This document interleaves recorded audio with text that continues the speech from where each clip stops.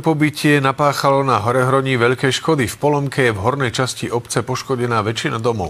Ľudia majú zničené autá, krúpy veľké ako vajcia zranili aj niektorých ľudí, ktorí sa snažili ratovať svoj majetok.